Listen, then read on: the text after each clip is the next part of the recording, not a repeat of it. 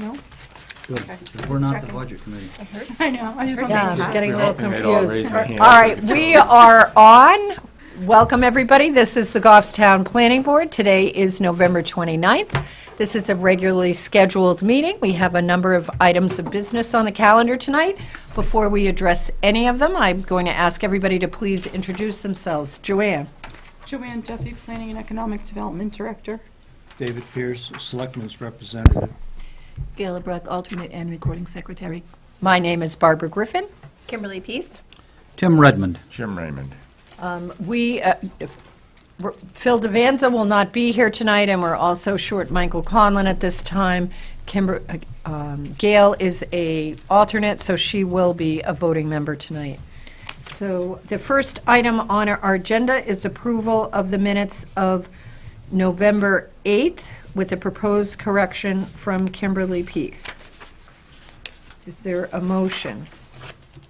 What was the, Who's in the packet? I can't remember what it was. You can't remember what your correction was, Oh, yeah, Kimberly? that's right, okay. It's yes. in the packet. Yeah, no, I remember that, thank you. Red wanted to incorporate Right. Yeah, the, that was a few days ago that I read it. So. Yep. All right. So Motion to approve with the correction. with the correction as requested by Kimberly, is there a second? Seconded by James. Is there any further discussion? Seeing none, all those in favor say aye. Aye. Opposed, abstaining, it carries unanimously. Is everybody here? Wow. All right. Map 8, Lot 13, 15, and 37 regarding a request for land acquisition for open space easements. David Neiman is here to talk about this. So David, why don't you come on forward? Welcome. Good evening, David Neiman from the Conservation Commission. This project is on the border of Page Hill Marsh, and you know, I've been here a few times this year for pieces of land around the marsh. Although this is the last appearance, this was actually the first project that started it all.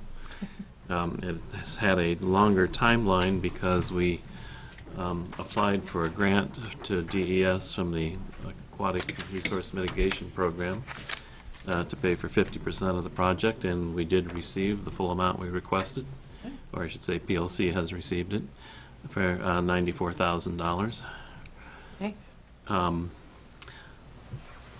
So this project will again add to the protection for the uplands surrounding Page Hill Marsh, one of our probably our most scenic prime wetland, and it also protects. This is an easement with Fred and Sylvia Jennings on the land along the road there. It also protects a parcel behind their farmhouse going down into the valley of the Harry Brook. And the Harry Brook corridor has been an area that not only the Conservation Commission but also this planning board has long made efforts to protect. Stop talking about it. I'm Gail, sorry, David. You had an extra packet for It's right here. Mike. Sorry. No problem. He's sorry, got fly musical by. chairs.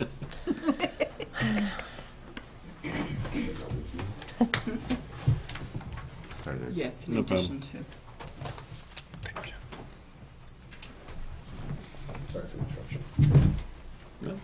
Just let me know when you're ready. I'll continue. Go ahead. Thanks. So we're happy to actually get that protection into, because that's a gap in the corridor that we've all been building up over the years. And that's pretty much in a nutshell. So I'm here to ask for your recommendation to go back to the Board of Selectmen as part of the 4114A process, recommending to them that we make the purchase. Again, the property will be purchased using the grant money from the ARM program, and the matching funds will come from the Land Use Change Tax Conservation Fund. So it will not come out of general revenue. It will not increase property tax bills for anybody. Tim? David, what is the health of the land use change tax rate fund at this time? Right now, there's about $200,000 in it, so this will consume about half of what's left in that fund. And you made quite a few purchases over the last year, I guess. Yeah, over the past 6 months. And so did you deplete quite a bit of that fund at this point? Yeah, it we much- made a big dent on it. Yeah. It's, I'm just curious, because I know how the land use tax, all of the land use tax goes to conservation now. Let's Yeah. get back to the, but there's not, for the last few years, there has been very little coming into it because, as you know, there's not as much development activity and subdivisions as in previous years, so it varies a lot. Back years ago, it was considerable source of income. The last few years, it's been very small. Okay. So, thank you. Jim? What are the terms of the conservation easement? Is it a preservation, or is there public access granted? Do you know? it is primarily preservation, to protect that side of the marsh. Some of this is active hayfields, so it's, and since we acquired the properties next to it that we're opening up to the public and having a trail system and all that, we didn't really need the access to do that for that purpose, but we still want to protect as much of the area around the marsh as possible. As far as the part that's down in the Harry Brook corridor, I mean, there really isn't good access to that, so it's open to the public to the extent that it's open to the public now, which is that it's not posted, and people can wander through that corridor, but we really don't have any kind of a network of trails or anything like that through the whole Harry Brook corridor anyway. It'd be kind of difficult. It's a very marshy, wet place. So the areas you mentioned that were fields, are you going to allow the prior owners to continue to maintain those fields through any agreement, or are they free and clear of any maintenance of the property at this time? No, they will continue to maintain the property for agricultural purposes as they have before. That doesn't change at all with the easement. The town's just getting, Catacoy's just getting an easement, not a fee interest. Yes, this is a conservation easement, not a purchase, so they will continue to own the property. The easement will protect against further subdivision and development and on those lots. Thank you. Can I make a motion, or do you want to get further comment? I don't have any further comment. Anyone? I'm Go ahead. gonna make a motion that we recommend to the selectmen, Board of Selectmen, that they acquire this conservation easement. It's consistent with our master plan, in particular on preserving open space in Goffstown. Second. Okay, it's been moved forward and seconded. Any other comment? All those in favor say aye. Aye. Opposed? Okay, motion carried. Thank you very much. Thank you, David. Okay, the next item on the chair's agenda is discussion on adding PRLAC as part of the TRC review process. Oh. I don't know where we're going with this. Chair's So, agenda. yeah, I have Yes, this is the something. chair's Do we agenda. have You copies? have handouts on this one, We do have handouts. that I just put out there Somewhere. tonight. So, Not in the folder, right? What is this not in the folder now. So the PRLAC, Piscataquag River Yeah. Local River Advisory Committee. Okay, here you go. Yeah, I had to remember. So the email, Okay.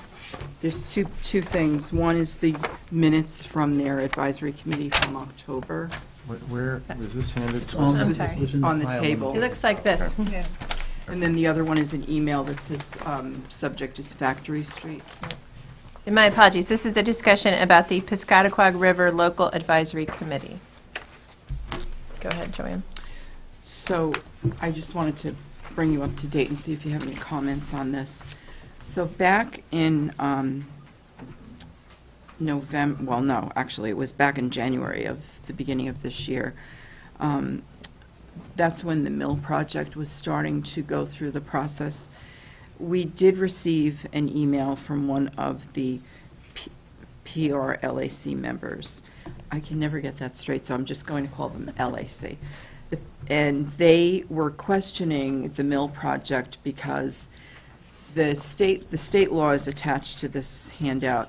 The law basically says that the LAC committees have the ability or the right to review projects within a quarter of a mile of the Piscataquag River. And they, normally if there's a wetland permit or an AOT permit, that would be funneled down to them through the state, through the DES, and then they would comment on it back to the DES. But now they're asking, and they're allowed to do this, it's in the law, they're asking if they could get more involved and actually be a part of contributing their comments to TRC or planning board, maybe both, on projects that don't require the state permits, but that are still within that distance from the river. So this was back last January, so it's taken a while to make its way through. But they met with Nancy in October, the code enforcement officer, and she suggested to them that they draft what they're looking for. So the criteria that they've come up with is they would like to comment on anything within a quarter of a mile that Listed on the last page. that may have an impact to the river, anything over 1,000 square feet, I believe, of adding impervious surface, and then anything over 10,000 square feet of site work or disturbance of the site. So before I thought we should go further with this, I thought we should probably bring it to the land use committees, because all of a sudden you'll start to see comments from them in the staff report, or they may show up at the meeting and have comments that they'd like to contribute. So the minutes of the meeting that Nancy attended is here, and then the draft that they've submitted is on the back page. I spoke with the person, I think her name is Tracy Sales, who's in charge of the different LACs for the state, for the different rivers. And she basically said that this is an advisory committee only, and that they currently, they have the ability to do this now. However, they're only getting involved with the projects that require state permits, because it could become burdensome. My concern was that it would be burdensome to the staff if they have to all of a sudden start checking everything, and it includes like building permits and things like that. So I made a suggestion that we sit down and meet with them, the staff meet with them, and try and figure out the best way to do this. Maybe perhaps we just send them the agendas, and if they see something on there, they can request more information, or perhaps we have something on the application, on the checkoff that says, are you within, blah, blah, blah, how many feet and all of that, and leave it up to the developer to include them as not in a butter, but to include them in the notification. But I wanted to get your feedback before we do anything. Tim? So where did this Piscataquag River Advisory Committee come from? How did it get initiated? There's a state statute. appointed. State appointed. It's under the Is it statute RSA? that, I think it went into effect several years ago, 1990. All right, and so they are supposed to respond to DES under normal circumstances? Yes, because they're getting the applications for the AOT or the wetlands, and then if they have questions or an issue, they refer their comments back to the state as part of that application process. And then the state is the binding authority on applications and provisions and For their applications. for that For application. those two applications, the state DES would be the ones to grant the approval. So they're just getting input from the different people, and one of them is conservation, and the other one would be this group. So it seems to me that if they are asking to go beyond the DES applications, then they are out of the scope of their authority. No, because Yeah, I do too. If you read the statute. Yeah, if you read it, it says I didn't that read it. I Yeah, just- that's right here. that Yeah, I The- just read it quickly. the woman who I spoke with told me that they're just reviewing the state applications at this point. They're not reviewing other things because they don't have that connection to the towns to get that in depth. And So- she said it's been a challenge. So wouldn't it seem more prudent for them to work through the Conservation Commission then, rather than come directly to the planning board? Can I add something? Were you there at the meeting last night? Because, No. oh, you're not on conservation anymore. No. Patty did bring it up to the Conservation Commission last night, and they had comments about it, and Collis was not, he didn't think it was a good idea. I mean, some people liked it and some people didn't. So where I'm kind of going with this is I think that if they'd like to be included, I think their comments would be gracefully accepted, but they should go through the Conservation Commission and let the Conservation Commission make a recommendation based on their recommendation to them. And then that way we only have one Conservation Commission recommendation coming to the planning board, because we could get differing opinions from them and Conservation. We could end up with differing opinions here, and then how do we decide? So one thing that happens is that when the shoreland rules came into play, the town asked for an urban exemption. We were able to request an urban exemption. Right. I was on the Conservation Commission at the time, and I disagreed with that vote. Obviously, got overruled. But what happens is, for example, Factory Street is in the protected shoreland, but may not have a wetland impact because they're above the edge of the river. And so in that situation, typically the LAC would have gotten copied on that application for shoreland, but because they're exempt, they don't have that ability to do that. So it's up to us to decide whether or not we want to include them earlier in the process. But for a typical wetland permit application, it gets copied to them if it's within their statutory authority to review it. Right. So, and then they do have the ability to comment to DES, but this may allow them to come in earlier and provide comments and input. So, and I'm sorry, Jim was waiting. Well, they are, by the statute, they are advisory only. They can Right. advise municipalities, and they can provide comments. But there's no, just as with Conservation Commission, it's an advisory board to the planning board. It's additional information. I'm always happy to see what's out there. One of the things that concerns me in their proposal is that it gets submitted to them on their monthly meeting, which we run at this conservation sometimes.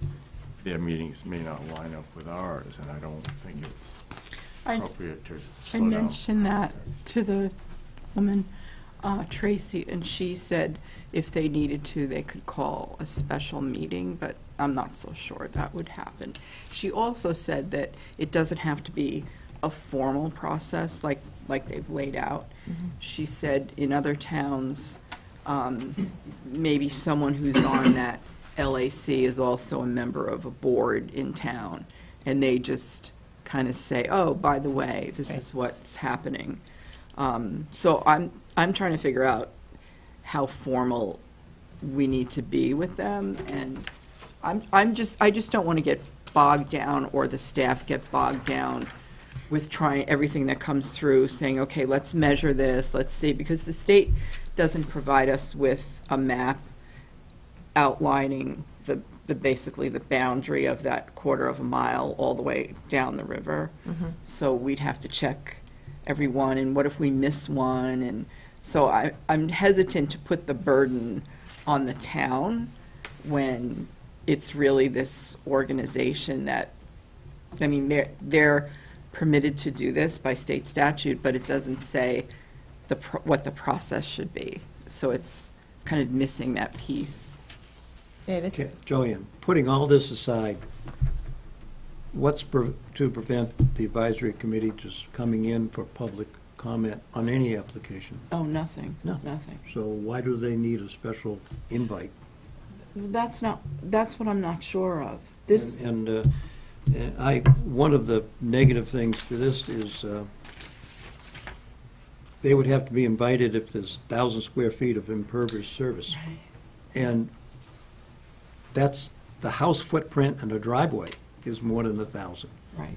So every building application we I- would receive, they'd have to be part of the decision. I measured today from the edge of the river, just a straight line to Sully's, like the edge of their property, and it was just under, just under a quarter of a mile.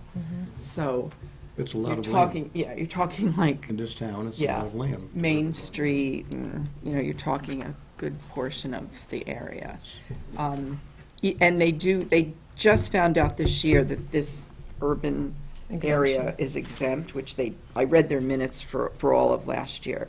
Right. They just found that out recently for some reason. I think it was one of the issues why they weren't getting copied on the Factory Street Oh, okay. application was because there is no shoreland application.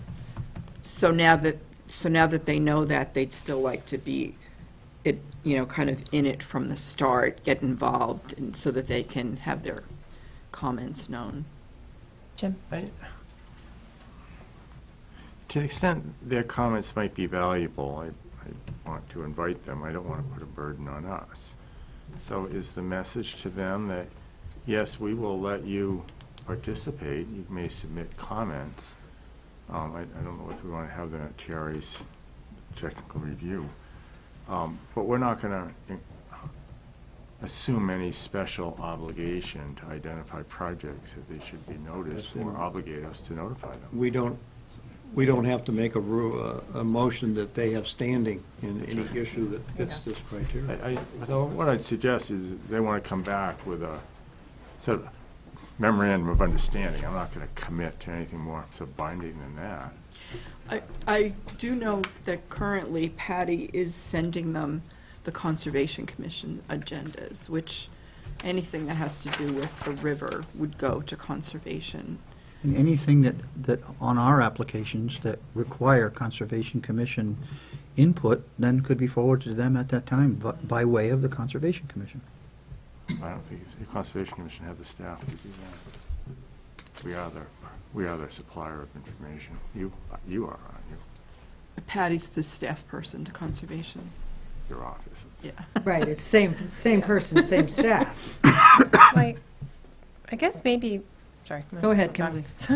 That they're asking that the developer should submit plans to them if they had a shoreline application, which in a certain part of town, and not all of town, but in a certain part of town, they are exempt. So they're asking us to inform the developer to submit copies. So maybe the break even is we could recognize those projects that they would like to comment on, and then we inform the developer to send them a copy of the plans. So they have an opportunity to comment.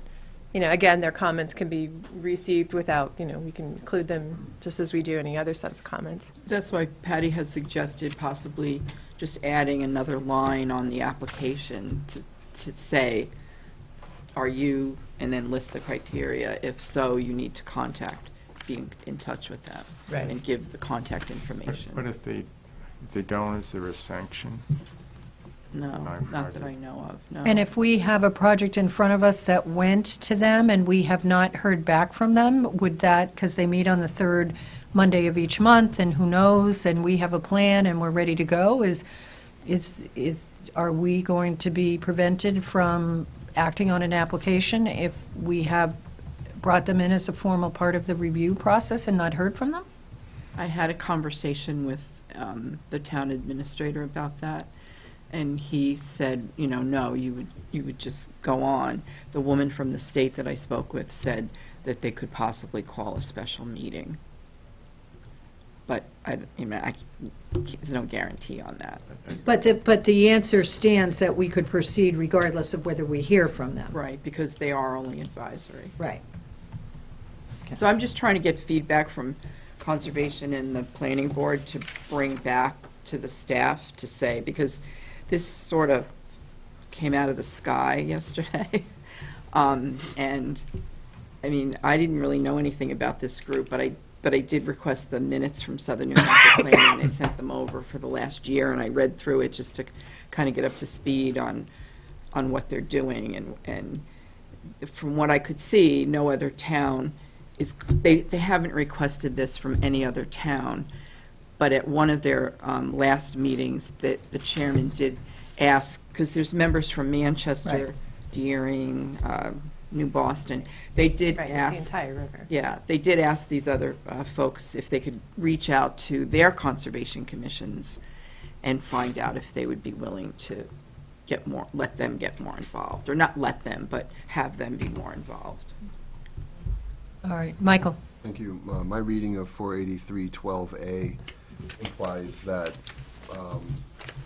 we would essentially need to wait for their comments before moving forward with the application. It says that? It says that if an agency is notified by the Rivers Coordinator, I'm on page 250, that a proposed activity would violate the protection measures that are being reviewed by this group, such agency shall deny the application. But we're not an agency. That's an agency. That's No, not, that's for the state. That's a state. Portion of it, of like, when they need to comment to the state. I was assured by the woman who's in charge of all of the LACs that they're advisory only. If they didn't get their comments back in time, we just move on. This started from, but you missed it, but this started from the mill project, so this kind of dates back to Right. January. Right, I saw the materials and sort of understand what's going on. Did we talk about the fact that Conservation has asked someone to come to their meeting next month on this?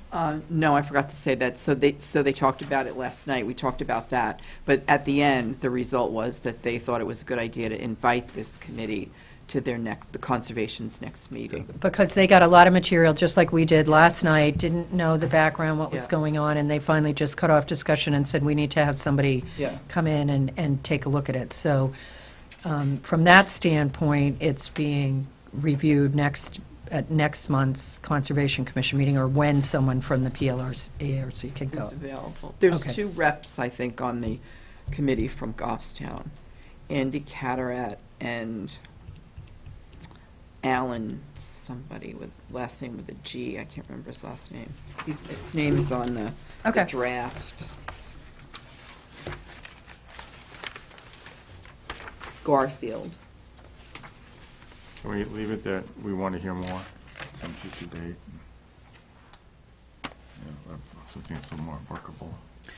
Well, I guess I don't want to just leave it wide open. Conservation is hearing from somebody. Do we want to wait for input from the Conservation Commission?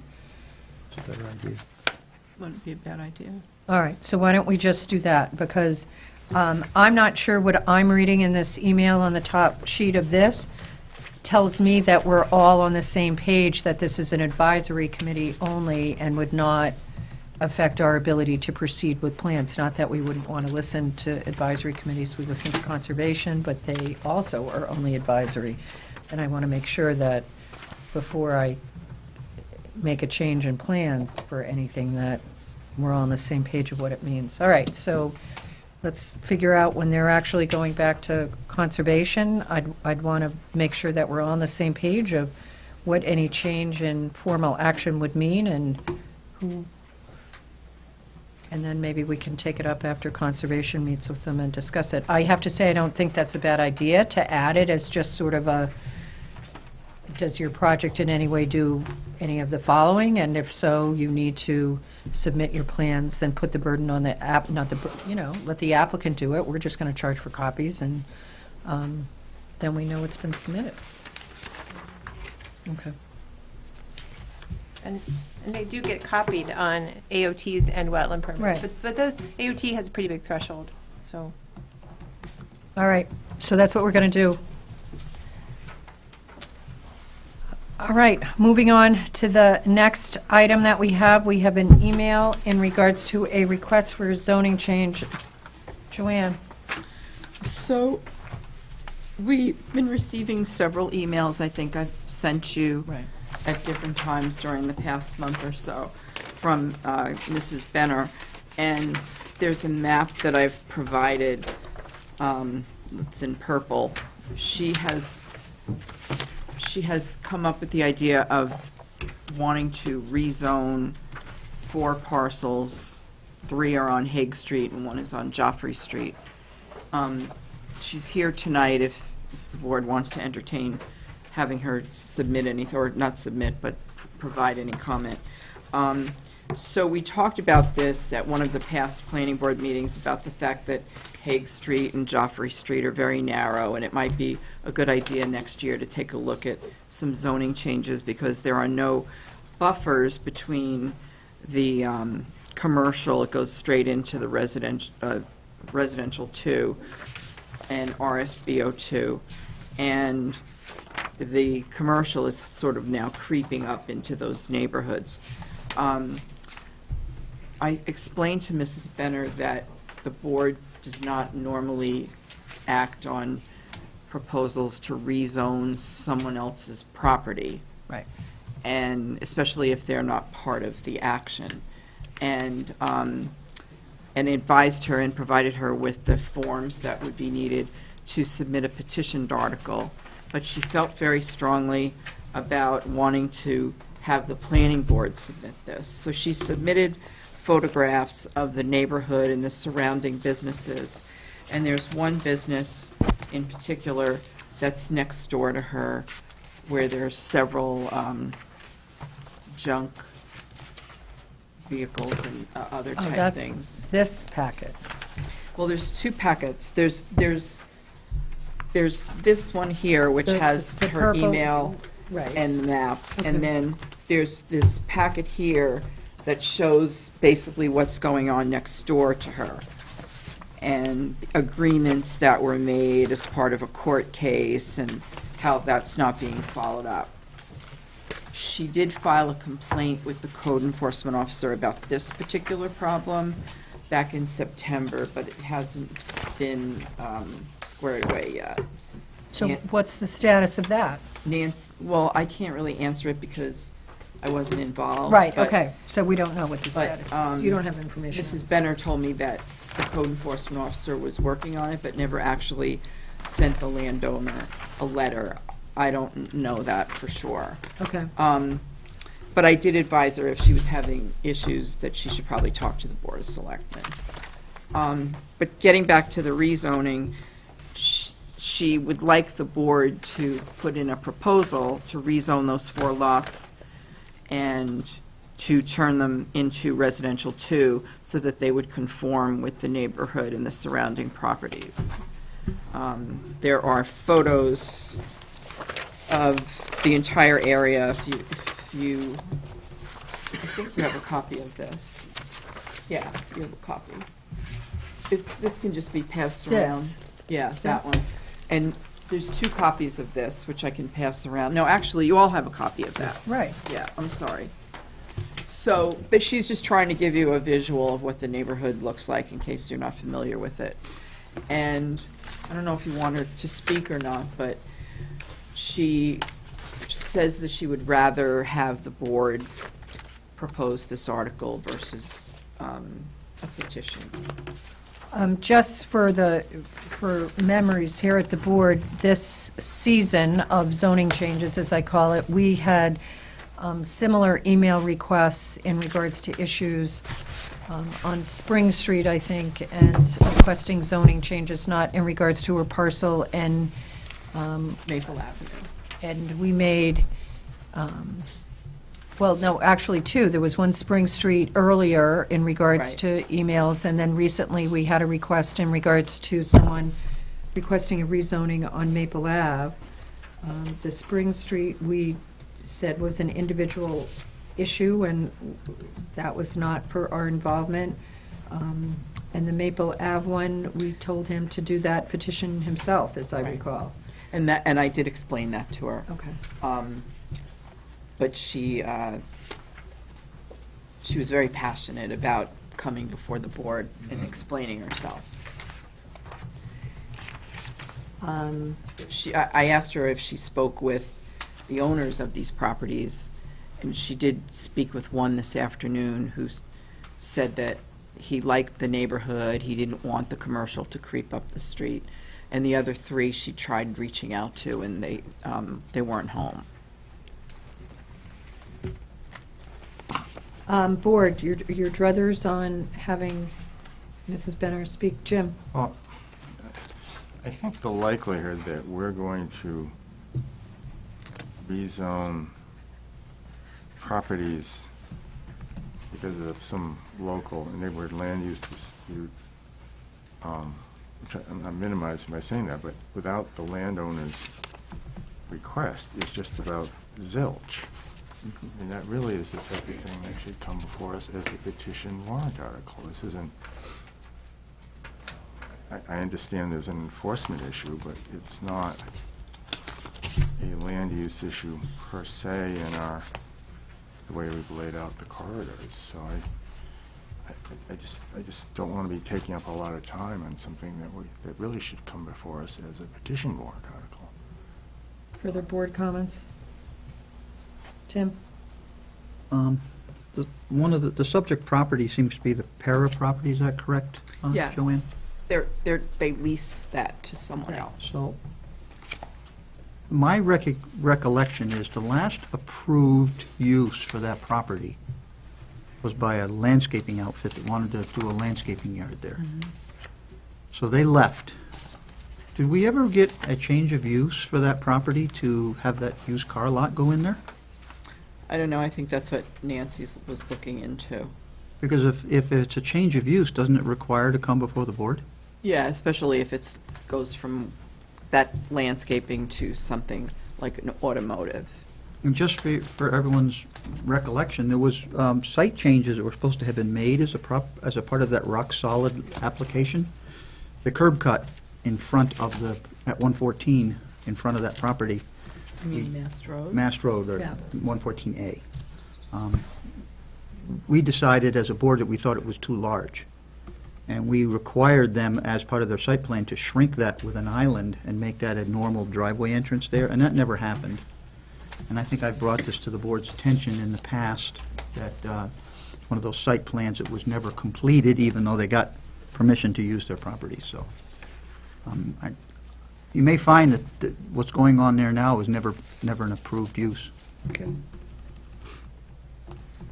Isn't this really an enforcement issue rather than? Right, well, I'm that just advising piece, Joanne. there are two different issues that I understand Mrs. Benner has provided us information on. One is really an abutting enforcement issue, the other one is the zoning change issue. And I think Tim's, frankly, if we could have a report on the status of any enforcement on that particular property, I'd like to have some idea of the enforcement and what the status of the enforcement is on the issue that Kimberly brought up some months ago on property. And I'm trying to think of Durango, and there were a couple of other enforcement issues I think we've had in the last few months that I don't know what the status is, and I'll try to, if I think of them, I'll email you that we need some enforcement. So I think Tim's recollection about that particular site is correct. I think he's mentioned that has somehow gone back to a auto place without us ever seeing anything miraculously. So I think I would like to have a status of what's going on with that for the next meeting so the board can discuss it. So back to what I consider the request for us, which is whether or not we are going to consider submitting this on our own. With the board's permission, I am going to give Mrs. Benner 5 minutes to address this issue. And the reason that I'm going to do that is because the time period for warrant articles is going to rapidly close. You've heard the board, we've heard the board members talk. I think Mr. Raymond brings up an issue that you don't have the permission of all the landowners. I don't know that having the permission of every lot owner would change it much from the conclusion that we made in regards to property on Maple Ave, where the landowner came in and we said, not really our issue. So, Mrs. Benner, come on up, 5 minutes. Thank you very much. I appreciate it. Gady Benner, 12 Joffrey Street. Been a resident of Goffstown for 34 years. And the reason why that Joanne showed you all the other things is just to show you what's going on, okay? But the issue is spot zoning, okay? You have, I took a lot of effort to be here this evening to present this all to you, okay? And I feel that I'm asking for protection, just like the Conservation Committee just asked for protection, You're asking for, they asked for protection for open space. I'm asking for protection of the residential, okay, in Pinardville, okay? And someone put this spot zoning on. It's not in, Could I ask, It's- beginning your argument, could you just orient us and show this? You know, we've read this and read this, I just want to glue. okay, well, my little map So- is, my little map is similar to Joanne's, but I made my own little map. Okay, if you can just point to Okay, what they're doing. so what I'm saying, someone put the zoning on, okay? Whether it was the zoning department, the planning department, and it's been on there for a long, long time. But there's streets that are being picked on right now. That's not the same as the other parts of Pinardville, all right? Joffrey Street, Hague Street, and Patain Street. All right, you're stretching, by allowing commercial on these streets, you're stretching them, okay, to the middle of the street. That's the problem. And there's no place else in Pinardville that has the same situation except for these 3 streets. And the properties I'm asking you to change from commercial to residential are not being used as commercial right now. They're homes, they're single-family homes, all right? So we're not trying to take away businesses that are already up and running. We're not, okay? The thing is we don't want the stretch, okay, of more commercial. We want to be protected because on Hague Street, okay, you have the gentleman that has the mobile home on Mass Road. He's zoned commercial. Okay, so I think he has the right to be commercial because he's on Mass Road. Could you just point out what? Okay, Ms. Benner, Okay. you really, I need you to, we're going to all have right. to work off this, because, so if you just look at this, you can help me out, all right? Okay. So So this we're- is Mast Road, and this is the car wash for us right here, all right? So what is the street that goes right by the car wash? okay, the street that I'm on is Joffrey Street, is the street that's, the car wash is on. The car Right, wash is okay, on Joffrey Street. the entrance for the car wash is off of Joffrey, right? Right, right. Okay, and so when we see the red dot, this is what we're trying to nail down, all right? So this red dot that we, Joanne, why don't you hand her what you've got in your hand? Okay, so it's she the knows. same as this, it's just a different color, you know? So, okay. no, it looks like a different scale. So this red dot on this house on Joffrey Street is your home, right? No, it's my neighbor's home. Oh, your neighbor's okay? home. Okay, so where's your home? I'm right next to them. I'm on, what's my lot number? 27, She's number 12. Okay, I'm number 12. 12 Joffrey Street. Yeah, there's a 12 My right there. neighbor is 8 Joffrey Street. I'm right next to him, okay? I'm, Where you kind of, so the first lot below that lot right there. That's Okay. hers, 12. That's Okay. number 12. So the Okay. lot you're proposing to rezone is actually next to yours? correct, All right. correct. And then if I go to the other side of the car wash, where the other 3 lots are that you have proposed, what's that street? It's on a different street. Right, Okay, that's the Hague Street. Street, Okay. right. So you were just referencing those streets, and I wanted to make sure that we all had them. So Okay. Joffrey Street is where you live, but you are residential too. It's your lot next door. Correct. That is commercial, that you are proposing to rezone to residential. Right. And you are proposing that these 3 right here that are currently zoned commercial on Hague Street also go from commercial to residential R2. Correct. Okay. Correct. All right, Okay. that's all, all right. Okay, and they're all being used as residential right now. They're all single-family homes, okay? And the reason, okay, is because I consider it as spot zoning, all right? Because if you look down, okay, on Pershing Street and on in Pinardville, everybody else is residential business office or just plain residential. All right, not, the commercial is not spread in the middle of the street like it is in our streets, all right? Right now, I mean, it's not too bad of a problem with my neighbor right now. They're a nice family. You know, they have 3 children. We get along. Very nice family. But, hey, if he sells, all right, I can have another mess just like Mr. Paris, all right? And the neighbors, we already signed a petition because we don't like the way Mr. Paris is handling. You know, the more you stretch the commercial down the street, you're not protecting the residential at all, all right? For instance, I made a map, okay? If this is Hague Street, the street next to me, all right? Now, I can see the first property on Mass Road to stay, you know, commercial, because they're right on Mass Road. But if you allow these people to use their commercial, as commercial use later on, and this is in your package, you're going to have number 3, number 5, number 7. You're going to have 4 houses up the street commercial. What is it going to do to the neighborhood?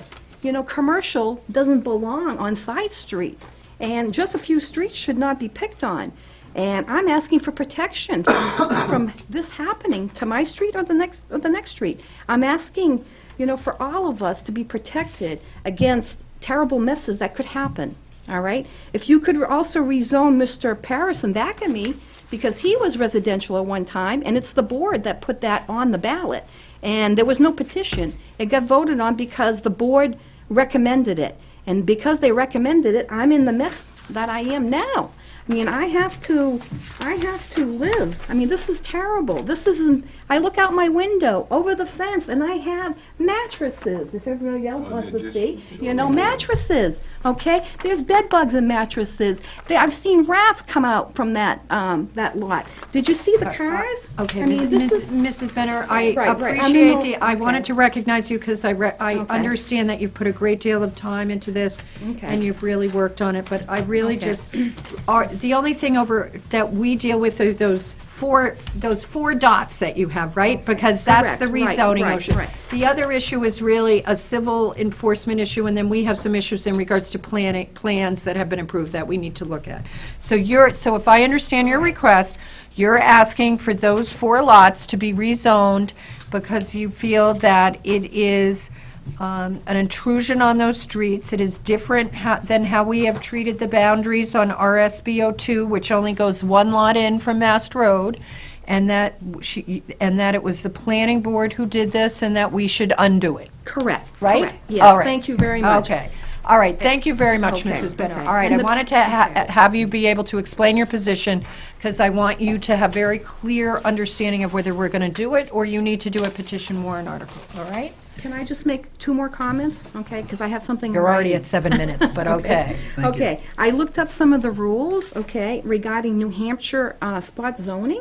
Okay, 1.13.2, okay, an area is spot zone when it is singled out for treatment different from the familiar surrounding land, which cannot be justified on basis of health, safety, morals, general welfare of the community. Okay, and it's not in part of a comprehensive plan. So, yes, I mean, this is definitely spot zoning, all right, and it affects health in the surrounding, as you can see, all All right? right, Mrs. Benner, well, thank you very much. All right, well, please take it into All right, consideration. and we have your And- definition of spot zoning, Okay, thank all right, you. thank you. All right. We have, does the board anticipate a lengthy discussion on this, or? We have people waiting, that's the only reason, but if we can take care of it so Mrs. Benner knows what's going to happen, let's do it. Michael, and then Tim. Thank you. I think that to the extent there's an issue here, I think that the solution is probably a little more complex than what's proposed here. So rather than try to move forward with this as a Band-Aid, I would not move forward with it as a board action myself personally. Tim? Do we have any correspondence from the landowners that own the red dot properties that they are requesting this?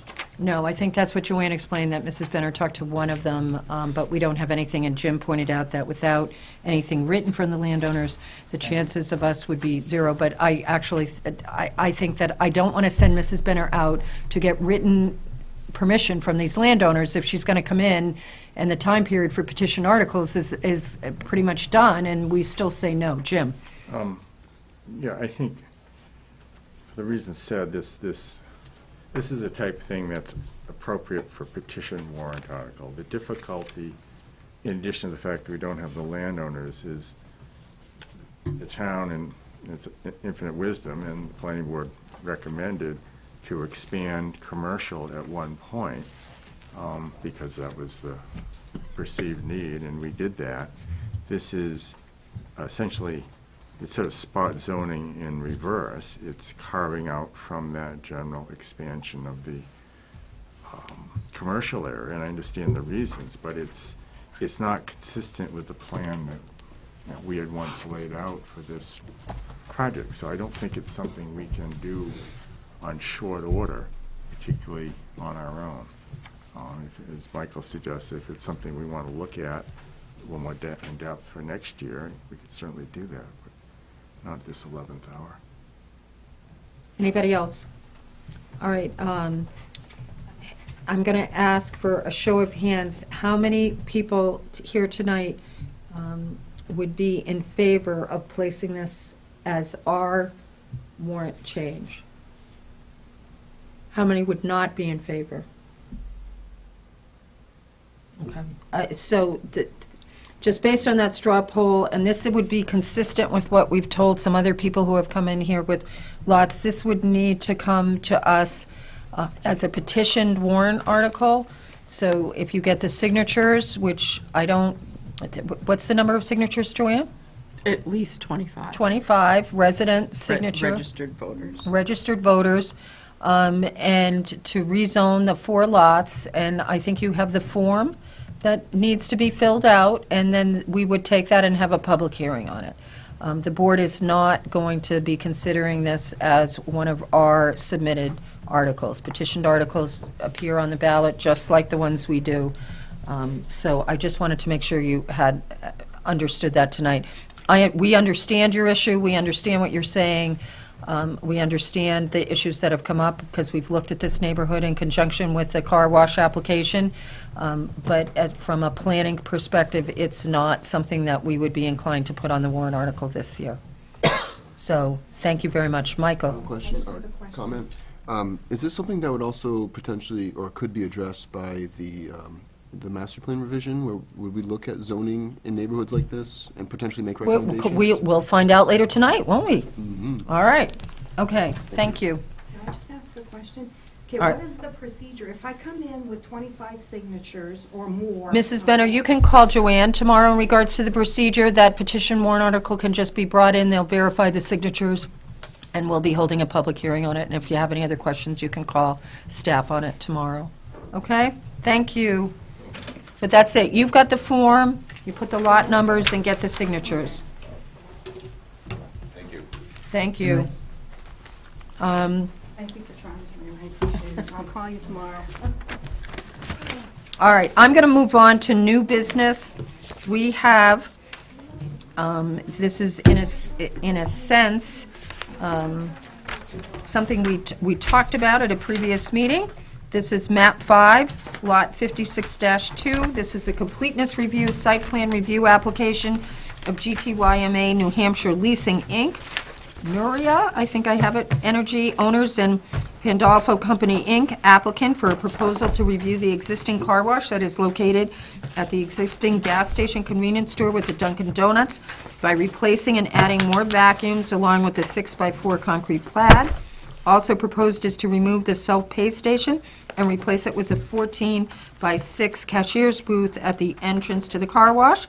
Property is located at 100 Mast Road, zoned commercial industrial flex zone. This is the property on Mast Road by the new storage facility. And the applicant is requesting to replace the vacuums. We heard about this before and decided that we really should have a plan on it. Joanne? So the applicant submitted the plan that they had shown you the last time they were here.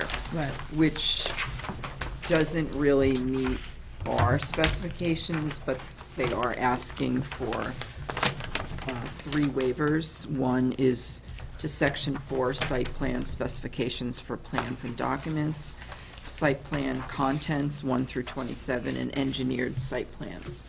So I can't really say that it's complete because that waiver would need to be approved first, but it does not have regional impact. If you remember, there should be photos in your packet. There was a concern about the type of vacuums that they were using and that they were large, yellow, I think 8 feet or more high. Right. And they're also looking to add the booth, which would eliminate some of the landscaping. There's 4 bushes there currently. So we suggested that they relocate the bushes somewhere else on the property.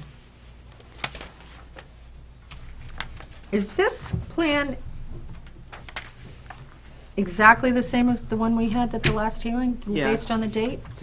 There is no date on the plan itself. Well, it It's just says the receive date, but Well, that's what I meant, the they, received they date. just resubmitted the whole package, but it's the same plan. And then I recommended a few items be included on this plan, such as a date. There's no date at all. Let's see, the owner of record should be updated on the plan, and the stamps and signatures have not been included. That could be part of the waiver. So this is what we have. It's basically, they took the old site plan and added other things from the company, and then they gave you a blown-up version of where their changes are being made. So they're adding 2 parking spaces, the vacuum pad, which is now a landscaping area, and the cashier booth.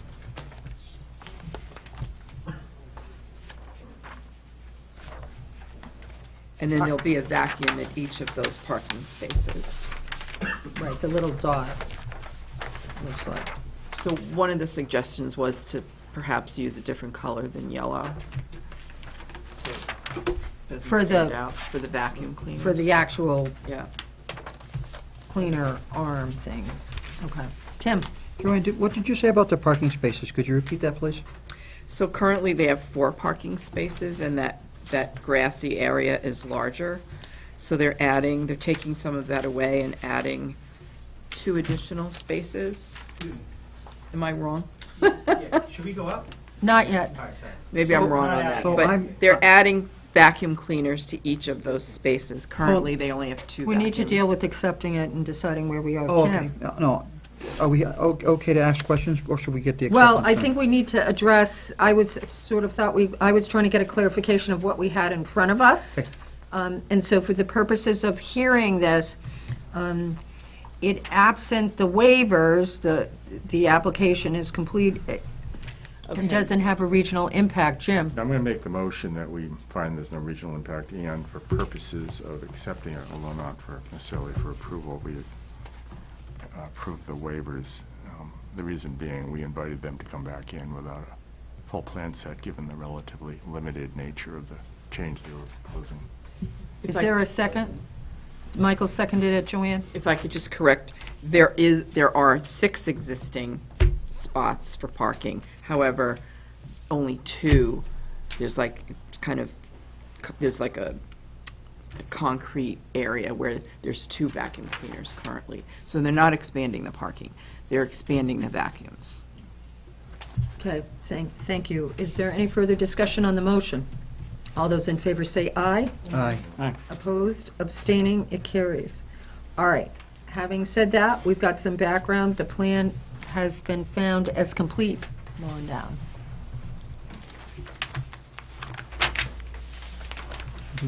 Does the board discuss it before the applicant? No, I'm going to let them, we sort of discussed this before. I want to sort of hear what's going on. Welcome. Welcome. Thank you. My name is Richard Smith, Nori Energy. Frank Pandolfo, Pandolfo Company. Ryan Roberts, Nori Energy. If I could real quickly just to explain to you what we're trying to do here, Right. in a nutshell, because it's very simple. Currently today, that car wash is basically an unattended car wash. Nobody really works there. Occasionally, somebody will go out there, and there's a pay station that people drive up to. They put their money into the machine, Right. then they try to get their car on the conveyor track, and then they go through the car wash. What we want to do is make it a golden nozzle car wash. In the golden nozzle, we don't have any unattended. We will be hiring 4 people in the town. We'll have 4 new jobs. One will be a manager, and we'll have 3 other people that will be hired. And we need a booth out there to protect them from the cold weather. We don't want them out in the elements. This is what we do at many of our car washes. So we buy a prefab booth, and we put it on the property. We also want to put out free vacuums for the community. We do this at most of our car washes. And I heard somebody say you might want to change the colors, but we really would like to keep the yellow. And the reason we want to keep yellow is two reasons. One, we're a Shell gas station, and it matches the Shell, the Shell colors. And quite honestly, they're also safer. You know, yellow's a safe color for the drivers. So that's all we really want to do. We aren't making any major changes to the property at all. We're just going to use the existing concrete that's there in the pavement. And we're going to add a booth where the pay station is currently. Now, obviously, the booth is going to be bigger than the pay station. And then we offer a program. The reason we want the free vacuums, it's great for the community. We offer a program for $14.99 a month. You can wash your car all you want during the month, and we tell people you can vacuum your car all you want. So for $15 a month, you can keep your car clean inside and outside. Laugh, 'cause that's a challenge for my car. Michael, Stop me if this is a bad question, but what are the 4 I people will. going to do? What is it? What are the 4 people going to do? Oh, sure. That doesn't have anything to do with us. So, Their yeah, business model. I withdraw my question. You don't have to withdraw, but yeah. Tim, is that a hand? Yes, it is. Thank you. Tim? So the site plan that we received, Joanne, this small version here, I'm counting 6 and 3, 9 total parking spaces. Am I counting correctly? That's correct. This is proposed. So there's 1, 2, 3, 4, 5, 6. Well, I see 3 more alongside of them as you work your way down towards the island. Is that correct? So the island is in the center, that's where the vacuum cleaners are. Okay. So there's 3 below the island. Okay, now you go to the next page, which shows the proposed changes. There's only 6 spaces total. What happened to those 3? No, the 6 that they're showing on here are the same 6, but they've removed the island. No. The point is that if you look at what's there now, and you can see it in the picture, you don't need to look at the plan. There are actually, because the pumps are in the middle, there's 1, 2, 3, 4, 5 parking spaces essentially in front of the car wash building itself, next to the pumps. And there's 3 on the other side. Yeah. Now I go to the next page, and I only count 6 total. So it's gone from, Tim's point is it's gone from a total of 8 to 6. It's not increasing, it's actually decreasing. So I wanted to clear that up, because you said something about something different. That's what my question for you, Joanne. So let's ask the applicant, is Yeah, that correct? yes. Okay. You're making the existing spaces wider. You're taking away the Yeah, concrete. it's the same area. Same area within the curb cuts, but you're, No, I think we see that, but the point is there was a representation made on parking spaces that are there and what was going to happen, and the reality is it's really 8 to 6. You're creating a bigger concrete area for the different vacuum pad. well, the pad is in a landscape area. Okay. It's not within the existing parking. I don't know where you're seeing Oh, that's accurate. 8. That's accurate. I see 6 here. No. On the site plan, Joanne. See the site On plan the right site here? plan, the site plan is In the 8. picture. But, The site- Kimberly. The one you're looking at, but Joanne. Let's see it. isn't there adequate parking with everything else that's left if you look at the big plan with all those spaces in the back? I use this a lot. I've never seen any of these parking spaces Right. actually. No, I'm not worried about the parking spaces. Okay, then why? I think it was just the representation was made as to something occurring, and the plans were not consistent with the representation. The applicant has said that indeed it is true, it is 5 plus 3 are becoming 6. Okay. Presumably, a wider stall is needed. So, you know, The vacuum. Tim, all right, I don't know why this is sort of getting, so I think what Joanne is actually looking at the photograph of the site. So what I'm seeing is that the site was not built in accordance with the site plan. Possibly. Oh, yes. But there's 3, and then you have why the- wasn't it built in, I see 5 and 3, what are you talking about, I Tim? don't see 5, I guess, is, What does it I matter? only see 3 and matter. 3. Doesn't Yeah. matter. What are we talking about? Who cares? What, There's 5 and 3 there now. Representation, and I'm trying to clear up what a representation was made, Okay. because that was on the record at that point. Okay. Parking spaces that Fine with me. don't really get used, quite frankly, because if you're parked at any of them other than the ones right next to the vacuum, it doesn't do you any good. Which I know. You know who actually parks there?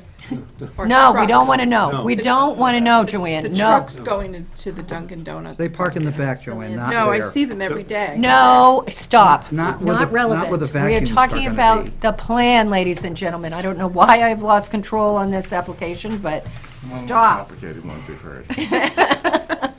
It's been a rough night for some reason. I don't get it. Can we take these into two pieces? Right. One is Thank you, Jim. the attendance shed. which is Shed.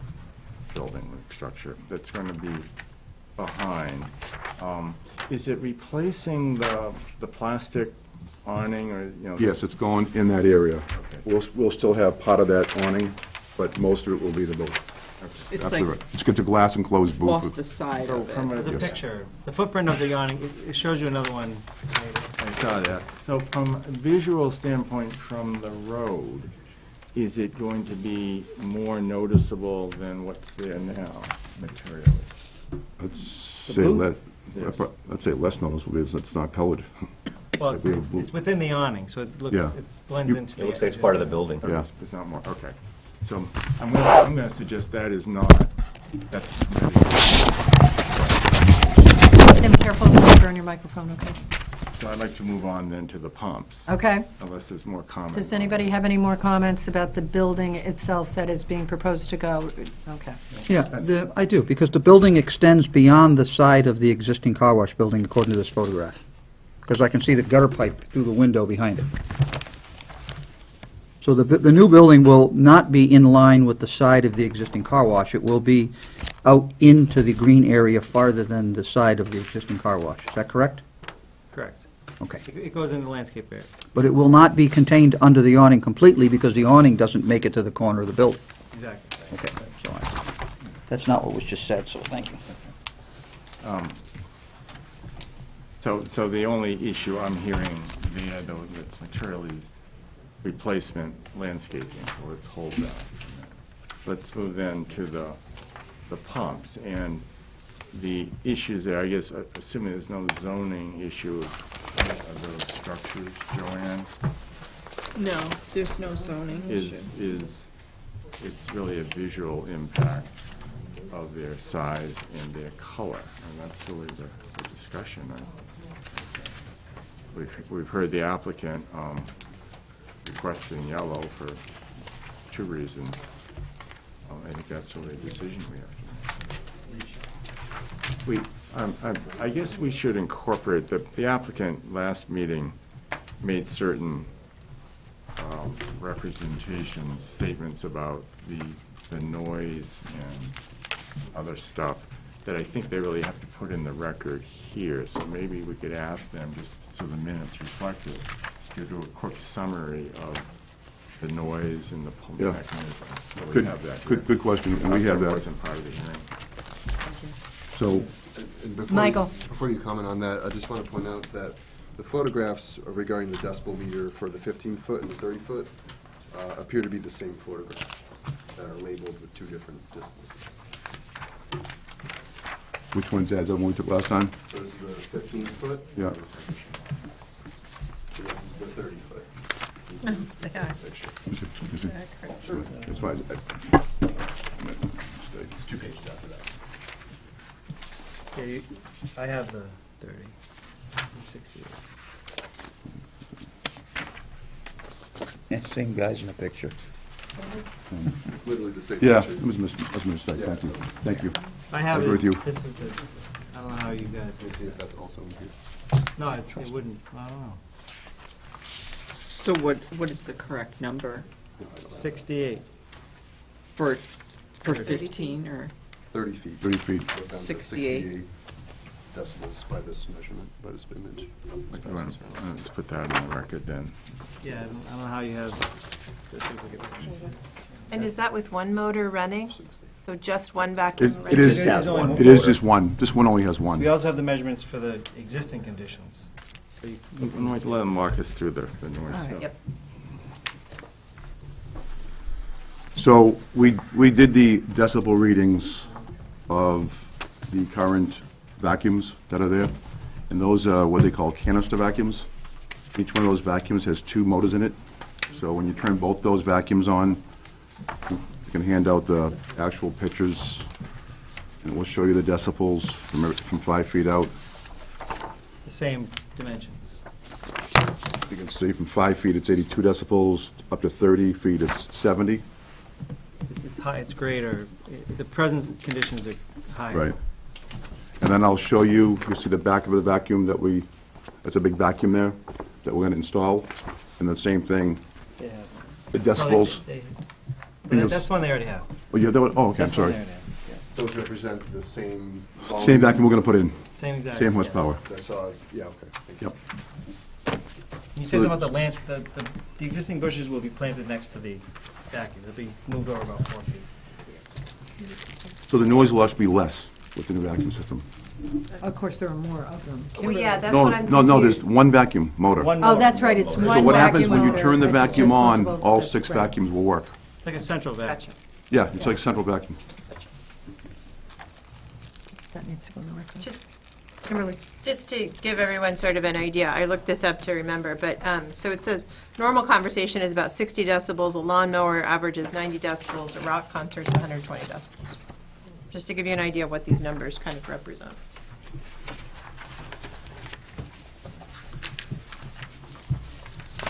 These are current. How much was the rock concert? 120. To which anybody in my generation says, what? The FAA considers 65 decibels to be a safe level for homes and people. Over a long period of time, though. So, I mean, these are spot. All right, so we have the issue of the building, which will not be quite lining up with the current building and will affect landscaping, which is where the pump for the 6 vacuum stations will go. We have the 6 vacuum stations or parking spaces replacing the current 8. The proposal is for the vacuum to be yellow. And we have received information on the noise level of the proposed new vacuum system. We have decided that the building location was explained and within the boundaries of what we were considering today as far as requirements of a plan.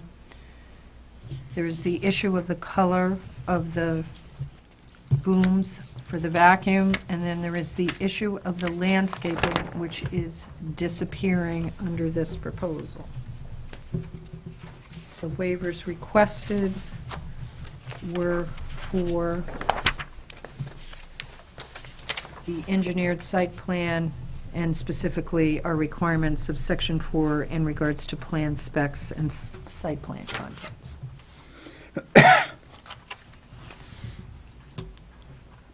David? Is there any change of the hours of operation under this new arrangement?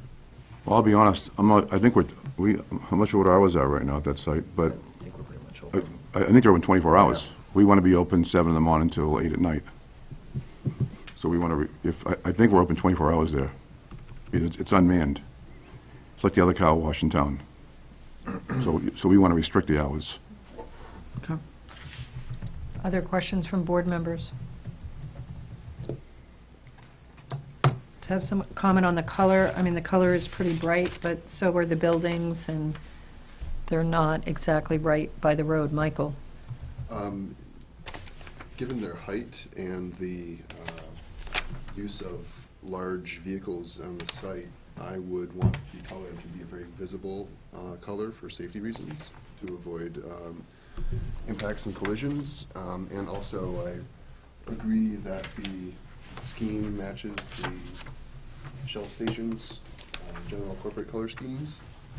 And it also seems to be in line with the branding of their organization. So I would be hard-pressed to support any change of the color of those. Jim? We have in the past told people that we don't care what your branding is. No, you can't have that color. So I'm not going to let that be persuasive. It's the, how much are we bothered by large yellow structures in a convenience store, gas station, car wash? Maybe not. Okay. Further questions or comments? Does anybody think we need more information on this plan? And what about landscaping? What is being removed, Joanne, or does the applicant know? Or bushes. Yeah, and 24 square feet of grass, essentially, which is not a lot, but. So the 4 bushes are going to be moved to, if you look at the picture that shows the existing conditions, you can see where the shrubs are, and they just get moved to the other side of the vacuum. And provide screening for the vacuum as well. So you don't lose that landscaping. Okay.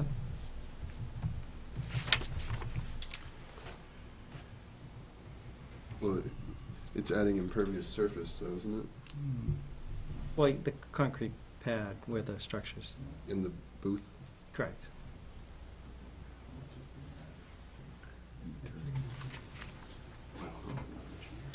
All right. A 6x4 area. Plus 14 by 6. I'm going to, well, we're trying to close the public hearing, which gives comments. All right. So there are any other questions on this? All right. I'm not seeing any. So at this time, I'm going to open the public hearing. I'm going to ask you gentlemen to just stay. I don't think I don't see anybody here. At this time, I'm opening the public hearing on the completeness review, site plan review for MAP 5, Lot 56-2. This is the Shell Station on Mast Road. They are proposing to change the vacuum system and add a building on the back side of the car wash. I do not see any member of the public here to participate in this public hearing, so I'm going to close the public hearing. Board members, having considered the information from the applicant before us, is there a motion on the waivers? I move that we grant the waivers subject to any requirements that we impose on our deliberation on the aspects that they're seeking to change. Is there a second? I'll second. It's been moved and seconded to grant the waiver request. Any further discussion? Seeing none, all those in favor say aye. Aye. Opposed, abstaining, it carries. We have before us a complete plan. Waivers have been granted. Is there a motion? I'll move that we accept the amendment to the previously approved site plan as described, including the removal of the existing, I'm going to call it a vacuum system, I don't know if that's the correct word, and the with the vacuum system, including the booms as proposed by the applicant, and the replacement of the self-pay station for a staff booth, subject to the relocation and designation of the site of relocation of the 4 bushes acceptable to the planning director and as represented by the applicant, and some success in making sure that the bushes survive. Is there a second? I have other conditions on. Oh, on our handout, along with the plan? And in addition to the recommendations. If I could add one other condition, that they include a signature block on the plan. By whom, though? Is this an engineered plan, or did they just take an existing plan? Well, Barbara would just sign off on it, so in our file. Our signature block, Yeah. oh, okay. Mhm. Misunderstood, thank you. I'll amend my motion to include all those comments, the All right. number 9 plus the additional 10. It's been moved and seconded. Any further discussion? Seeing none, all those in favor say aye. Aye. Opposed, abstaining, it carries. Now let's discuss cleaning my car. Okay. Thank you. Thank you all. Thank you very much. Thank you. And we have with us today James Baio of Southern New Hampshire Planning, along with Cad Proman. Oh, Cam Coleman. Not Cad, Oh, what I'm am I sorry. saying? Cad. I'm going off an old description here. It's Cad and Sonia. Jake. Tell me Don't do that. I sent an email to Sylvia, and I apparently, my voice transcription came out Sonia. She was trying to figure out who I was trying to reach.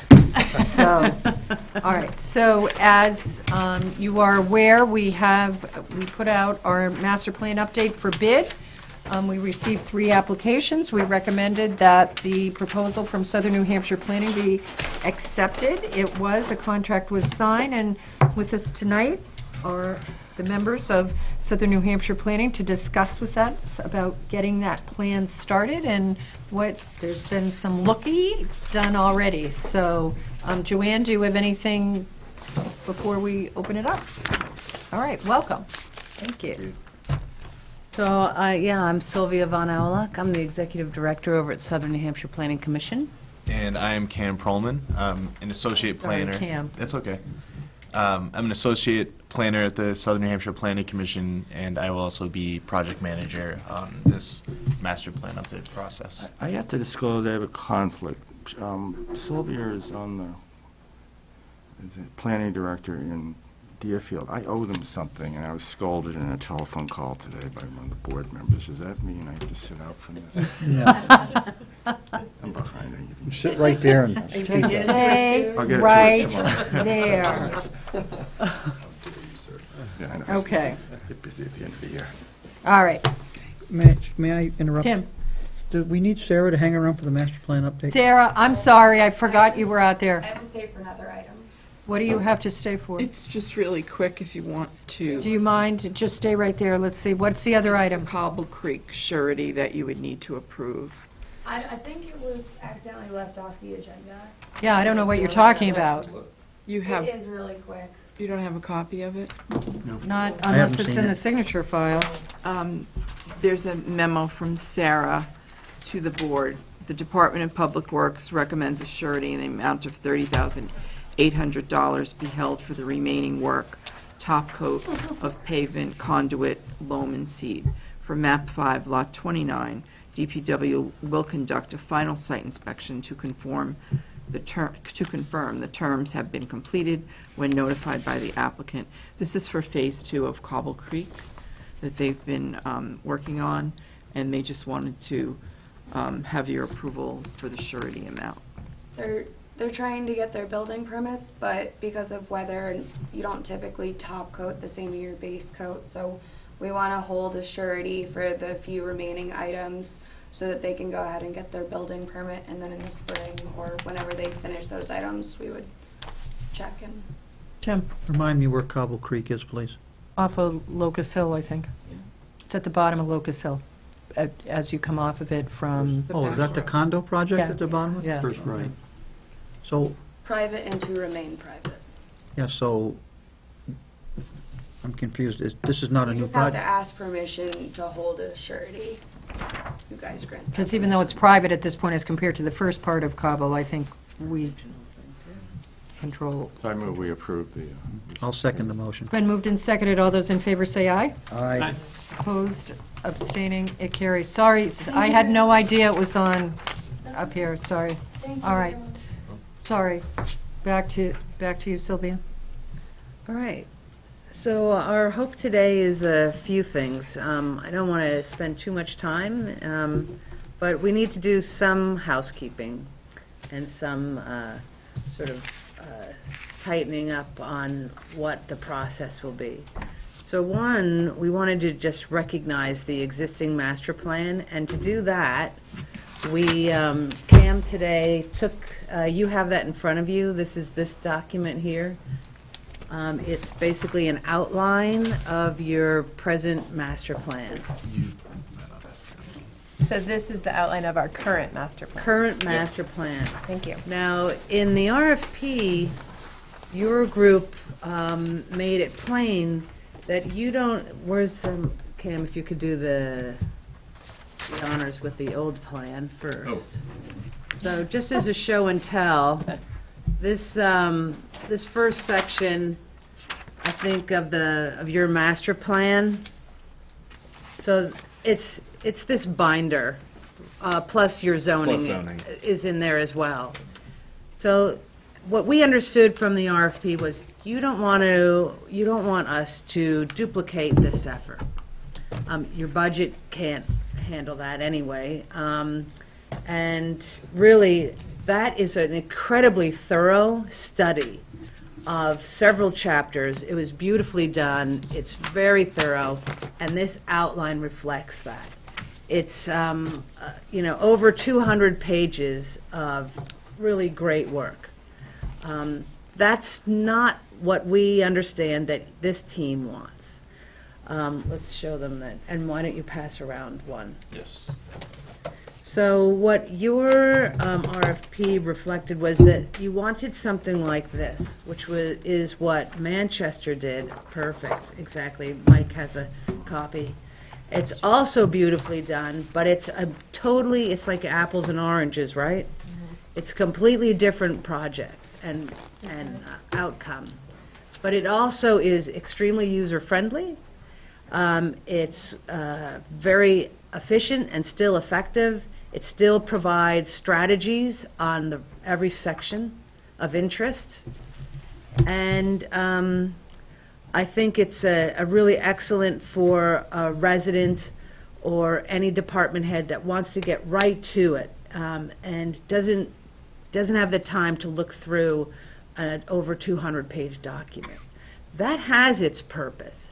It's just not, I just wanted to make sure we're on the same page, and this is more what you want to create.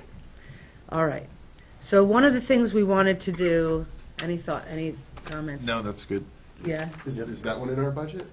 That one's in your budget. Yeah. Yeah, perfect. Yes, and that's what we'd love to be part of creating. Speaking of budgets, there was a carrot was dangled that could be an extra $7,000 come our way as part of this project. Did that happen? That happens. Good. I just We wanna have be to sure it get happened. that confirmed from DOT because we're the Regional Planning Commission and we have funds through New Hampshire DOT. They're actually federal funds. We can provide community assistance when it has to deal with transportation. So your transportation chapter can be a bit more vigorous, and we can spend more. We have another funding source to help you with that specifically. Thank you. And that's where we kind of have a step. That's where we're unique from other consultants and other professionals. All right, so with that said, what we'd love to do so one of the things we did, we provided you also with, so you probably have this copy, which is our original proposal. And then we provided you with a contract and a more specific scope of work. And within that scope of work are the master plan chapters that you outlined, and I'll just quickly review those. Vision statement, community profile, land use plan, public facilities and utilities, local areas, which includes the village, Pinardville, and Grassmere. Transportation, economic vitality, age-friendly community, that's a new one, age-friendly community. And as you may be aware, we, Cam and I and some of our team worked extensively with Goffstown on your age-friendly assessment, and then we've worked a lot with Joanne, your folks from your library and Parks and Rec, the Y, and MTA on a pilot program that we think has been very successful. So that's sort of the age-friendly, conservation and open space, recreation opportunities, housing opportunities, education, and another new chapter, energy, which basically you folks have done 2012, which would probably just need verification and perhaps some slight tweaking. So naming those, the reason why I go through that, most of those are also in your existing. But again, what you see here when you look through, and I'll just do a random page. So I've just opened to streetscapes. This is very typical of this style. In this style, they have some visual. They have sort of a bulleted, this is what's happening for this, and here are your strategies. So I would envision something very similar. Now, we're still going to do quite a bit of work to narrow this down. You may also know in your own work, sometimes it's easier to write 5 pages than 1 page. If you understand my meaning, is that, you've got to still gather all the information, do all the outreach, the input, the survey work, and then you narrow it down to really what is it specifically you want to get across. And that's something we really wanted to check in with you. So for example, if I look at your land use, your existing land use chapter, and you can follow me on the outline. That included smart growth principles, historic land use patterns, current land use patterns and trends, future land use planning concepts and principles, natural constraints, important features of Goffstown landscape, and a summary and recommended actions. No longer will that happen, right? That's not really within the scope. So what I can suggest what out of all that I would narrow it down to, but I'd be real interested in hearing from you. What would you think is the key essential thing here? I could go through every chapter and do the same, ask you the same question. So here's what I'd like to know from this group. Would you like us to work with a subcommittee? And this is what we've done with multiple other communities. For example, CAM right now. Maybe you'd like to share what how you're working with Hooksett. Yeah, so I'm working with the town of Hooksett to update their master plan. They're doing it a little differently, mainly because they've updated chapters kind of throughout the years. But I work with their master plan update committee basically once a month. However, I'm in contact with them frequently. I will say that their update committee is just members of their planning board. I think it would be beneficial to work with folks not only with the planning board but with staff and other stakeholders who would like to be involved or who the planning board think would be beneficial on such a committee.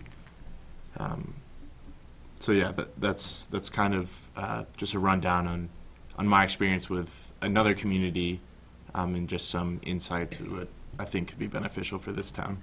So instead of getting down to the nitty-gritty with this group, I'm wondering if this group might recommend creating a master plan subcommittee where these details, we would get through these details. Obviously, Joanne would be part of that. We'd love to have 1 or 2 members from this board. We'd love to have someone, depending on the chapter, from Conservation Commission, from Public Works. So with each chapter, it would be like an amoeba of a committee, and we'd gain somebody and we might lose somebody. And that's sort of how we find it to be successful, and that we don't have burnout on any given, chapter or the whole process. So that's something we're hoping that you might consider and suggest that we make happen. So we really want to narrow down that chapter focus, create a committee, and also we'd love to review any expectations or ideas you have for the vision session. We know that before we actually dig into the chapters and start sort sort of melding them and developing those chapters. What we'd really like to do is have a public visioning session and have a full community survey that touches on all chapters.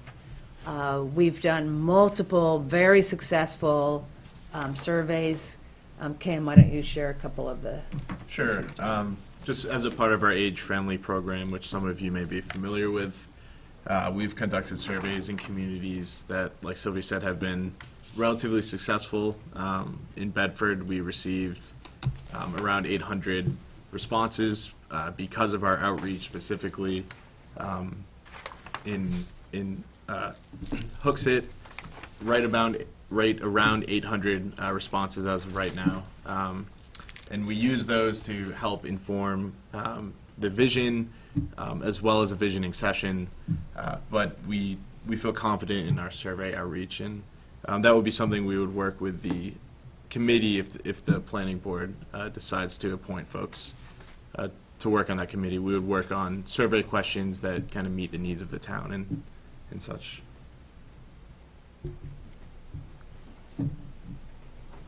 Jim, I think I saw your hand up, and I Well, saw Michael's after I just that. have a few questions. One is, I think, kind of touching on, given that massive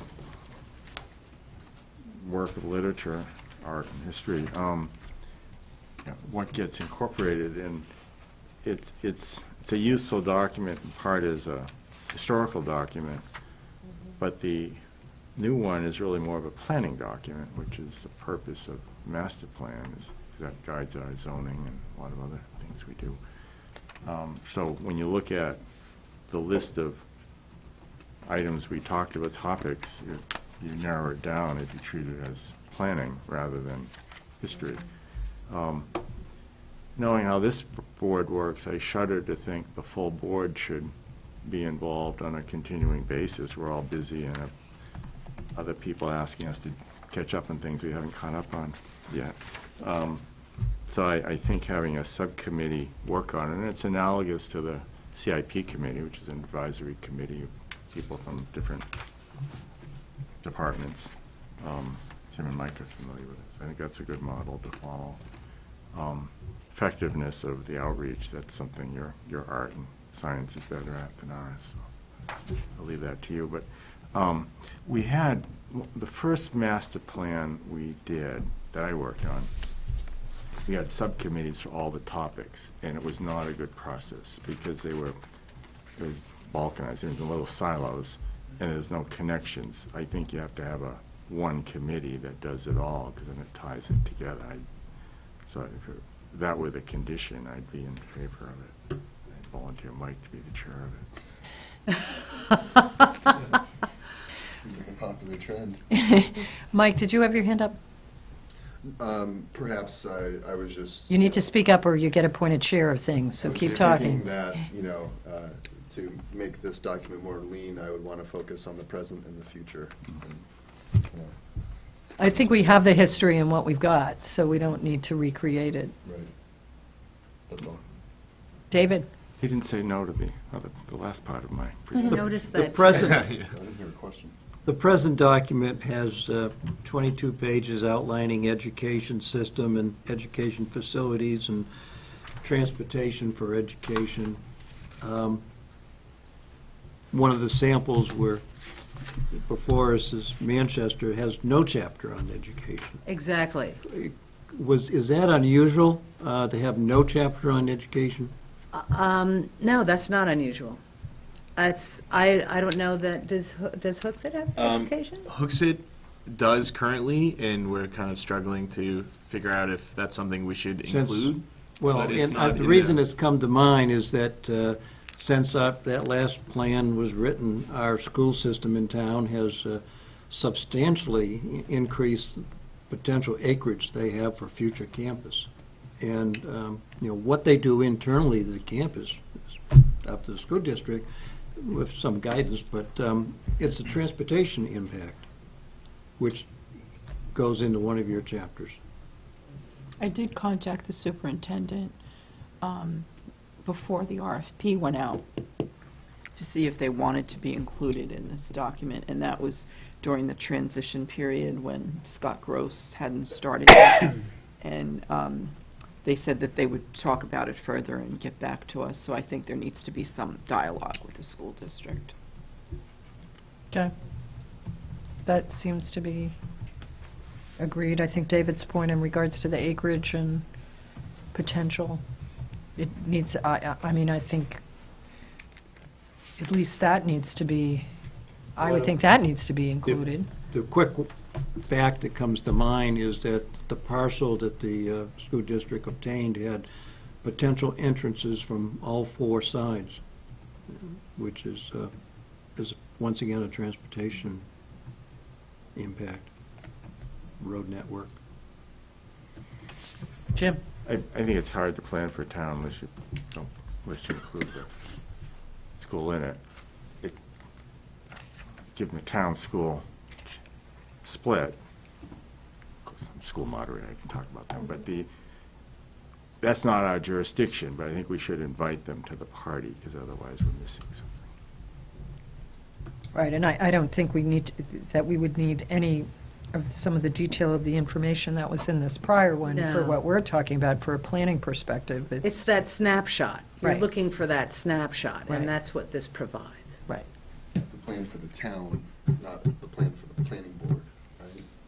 Yes. Right, right. This is definitely, should be a community effort. Kimberly? So I guess I'd like more information on what the visioning process is. I watched what Bedford was doing, and it was really interesting. But I will say that you should take a look at our planning charrette that failed miserably and got 4 or 5 people to walk through the door. It was awful. So much time and energy was spent and such a little amount of input. And ask why, and really look at that hard before, because I would love to see more people from the community come out and be involved in this and put their input in. And why that didn't go well, I think could be a good lesson. I mean, social media is so different nowadays, but It's so different. There were I lessons to mean, be learned. this was done, is it 2006? Mm-hmm. Right? So in 2006, I don't think anyone in the room had a smartphone, and I don't think they existed, right? Right. I don't even know if I could text then. I doubt it. I don't even know that I had a cell phone then. It was, Is it Planned Penardville? Is it- yes. Oh, yes. okay, no, I wasn't involved. And just so, and we know about, I mean, we didn't live through that pain, but we've heard about the pain. And what we've done to be really successful is we've gone where people congregate. For example, Cam mentioned Bedford and the success we had there over the summer. Now you think, oh, summer survey. No one wants to do anything over the summer. They're all vacationing. Now, they like to go to CIP meetings. So, oh, do they? Yeah. So, you know, Cam and some of our team, we went to where people go. We went to the farmers markets. We went to the grocery stores with postcards that had information on the survey. And really, although the survey was open for 10 weeks, the brunt of the participants were probably in about a 4-week time in July, right? It was very successful. Another one of the things that we talk about in our proposal is utilizing, I believe it's called Wikimaps. Yeah, that's correct. And so what this is, so we know not everybody comes to a meeting, right? Even though it's public. So we know that it's restricted to who's heard about it, if they have energy, if they don't have 20 other things going on. But we know that a lot of people can go online any time of the day. And one of the ways, not just SurveyMonkey, but Wikimaps is basically is it a Google map? No, it's think. its GIS? own platform, Yeah. similar to Google Maps, where we can kind of outline an area. So let's say if we wanted to do it for the village, Penardville, and Grasmere Village, we could have these different maps where folks can kind of pinpoint things up and say what they like or don't like about it, what they would like to see here, and a million other things that we could decide to do. So that's just another tool in the toolbox that we can use to reach people that may not show up to a visioning session. So like the woman we heard from earlier, who was concerned about, protecting her home because of commercial versus residential, she could go on there, she put a little dot, and it's all very self-explanatory. There's easy instructions. You go there, you put your comment next to where you can zoom into your neighborhood. You can put your comment, and you can decide which chapter you care about. If it's transportation, you might put a note next to an intersection. If it's recreation, you can put a note next to the rec center and say, I'd love to see, more trails connected to the Goffstown Rail Trail, or whatever, you fill in the blank. But that's another method where it's very interactive, and you wouldn't have to just rely on that one meeting, that one night, or that one day. It's very interactive. So that's how we want to get more input. We want to get community input. We should, if David's sitting through this very attentively, we should ask him if he has any. David, I was Dave. wanting to put my hand up, but not being a member of the board. Oh, all right, go ahead, David. Yeah, so in the existing plan, there is, of course, a chapter on conservation, land use, and all that. But there's also an open space conservation plan that the Conservation Commission wrote later, and then was added as an addendum to the plan. And we have also recognized that that needs to be updated, and have a lot of thoughts about what we want to put into that. That open space conservation plan has been very useful to us. Every grant application we write makes reference to it. Seeing how we've pulled in, I don't know, more than $2.5 million over the last 12 years. I want to still have a good, solid open space conservation plan to refer to when writing grants. And so what is to become of that plan? Will it be still be an independent plan? Will it be related to the master plan? How is that going to work? And again, we want to update that as well. That's a great question. I would think that it would remain independent. Right. And that what we would do is we would definitely be seeking guidance from Conservation Commission members. I would think that on that particular section, that the subcommittee, whatever the subcommittee looks like, would include a Conservation Commission member. We would end up going to a Conservation Commission meeting and really talk about this, more of this style, which is this snapshot. And if you were to take that 77-page or whatever document and bring it down to recommendations and what's existing, what's the vision, that's what we're talking about. It doesn't replace. It's not going to at all replace it. And unfortunately, at this time, the budget doesn't allow for an update of that. No, we weren't looking for that. But Right, but this may definitely, be a good, supplement to that, Right. if you will. That plan originally, it was written really to establish the process more than anything else. It defined why we should have an open space committee, what the open space committee would be, and the conservation commission, how it will work. And then when it came down to, okay, what's the overall planning there, we were a little bit more nebulous, and kind of on purpose. We just divided the town up in 6 areas and said, well, these are some of the things that are worth looking at. Now, with 12 years behind us and a number of projects behind us, we have a much more sharpened vision of what we're going to do in that portion of it. Although we still kind of want to retain the part that says, this is what justifies having the community and what we want to do. Okay. That's from what Sylvia said. overlaps a little bit, but it's still separate from the master plan. Right, I still heard two different things going on. Yeah. Well, I think that document would remain, and then there would be Right. a chapter, because it's listed on here, conservation and open space. Right. We didn't forget about it. But to add things to look at for here's what we've done, here's what we'd like to see. Exactly. Right. Maybe a little better alignment, because originally that was written, and then the other thing was written completely independently, so it might be a good time. I believe it's looked upon as an addendum to the master plan Yes, currently, yeah. And when we create our survey, that would sort of encompass all these chapters, we're certainly going to get the advice and develop it with the subcommittee, which hopefully will have, community champions Right. from the different committees. All right.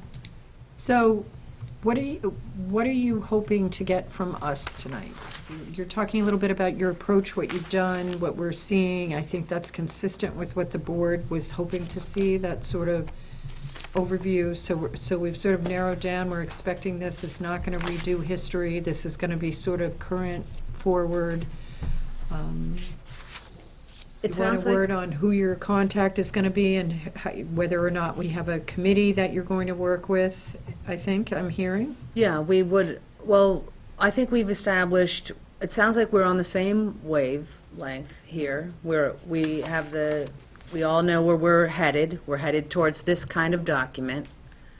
We know our chapters. And it sounds like you're agreeable to a subcommittee. We may not know all the members yet, but our contact person will be Joanne. Yep. And we'll rely on your team to develop your subcommittee. And, About how many people are manageable? oh, wow. I mean,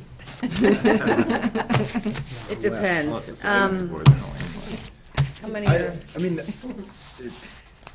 I don't think Hooksett isn't a great example. There aren't that many, 3, including town staff, or not including town, so there's 4 including town staff. I would say around 5, but I think, like Jim mentioned, we wouldn't want to have a committee for each chapter, but understand that we would want to invite specific people to come to the meetings where we discuss the specific chapters. So when we talk about Conservation Commission, we have someone from Conservation Commission. Right. come. I mean, I have to say, I don't think 3 or 4 people plus staff plus whoever you're having to come in on the particular section sounds out of line. I mean, No, that's once you- perfect. Yeah, That would be perfect. 4 members. and Yeah, if we plus have staff. sort of that 4, group, that the ironclad group with sort of that add-on notion, depending on the chapter. So for example, economic, how do you guys put it? Economic vitality.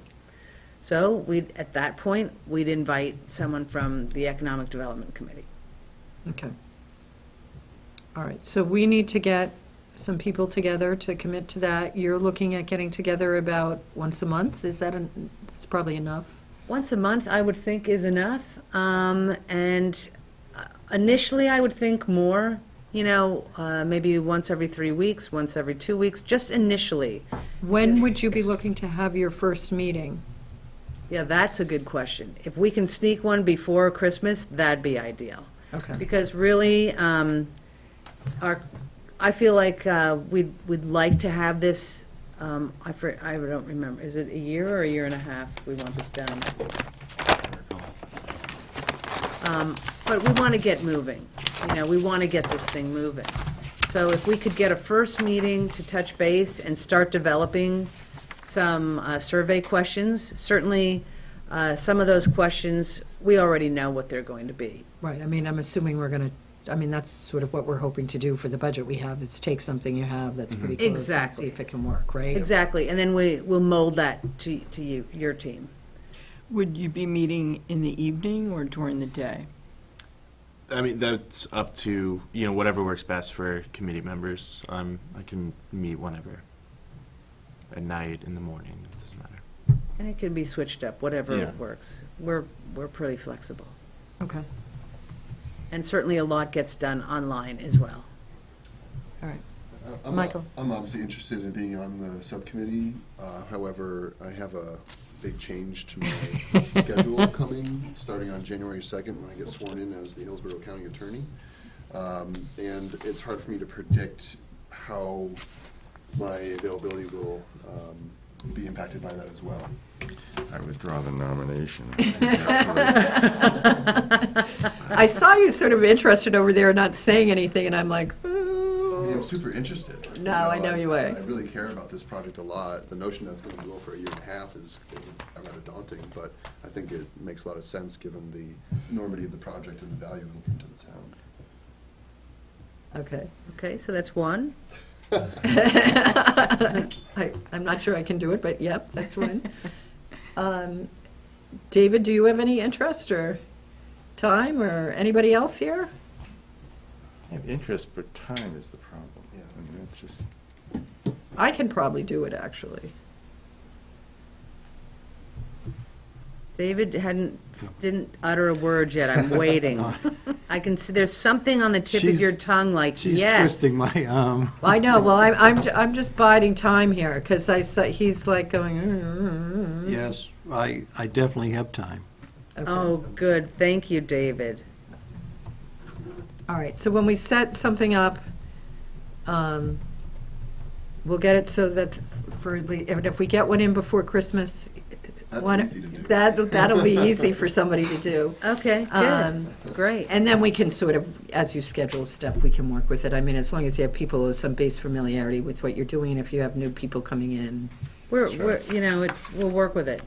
Okay. talk about outside non-planning board members it's going to be somebody that's at least tied into the process. That's Right, I think though, for at least this initial, if we're sneaking in a meeting before December, what I think it sounds like we'd really like to do is get sort of a little more of a timetable done, maybe figure out what the time period that you're shooting for to get a survey together is, I right? think we Yeah. have that in our scope of work. So Right. if we look at, this is on page 3 of the scope of work. So in December, this is, we really want to meet with Joanne, meet with the committee, and organize and schedule a kickoff meeting event and start talking about that. And at the same time, really start to draft the survey. So that's what we'd like in December. In January, we'd like to hold a kickoff meeting if possible. It might be the end of What do January. you mean by a kickoff meeting? I mean, I'm talking about having that visioning session with residents. Yeah. Now, do you think maybe after, do you have a February deliberative session, or what's your, March. you have March? Well, no, we have a. No, February deliberative, March voting. So maybe after the deliberative? Or what are your Well, thoughts? I guess just sort of recognizing myself before anybody else, Kimberly talked about the difficulty when we ran sort of charrettes in that planning exercise. So I'm really concerned about it, and I think maybe in December, that meeting, maybe talk about it a little bit, because Okay, yeah. because of the social, if we're doing a survey online, and depending on what you're doing, I'm wondering whether or not, I'm wondering about the sequence of events, frankly. Okay, in good. regards to how to proceed. Jim?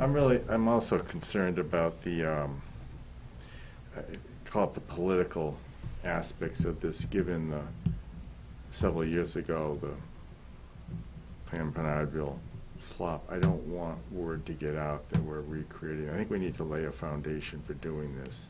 And I'm a little hesitant if we do it too quickly until. Well, I mean, that had some grant funding associated with it. That was what caused, frankly, the major problem with that whole exercise. So there were some very different circumstances for that, and that was the specific plan to recommend specific zoning changes, so I'm not seeing that as the same thing, but I think you're right. I think we have to be very careful about proceeding so people understand what this is, that this isn't Maybe the zoning. thing to do would be instead to, in January, to say that's when we put out the survey.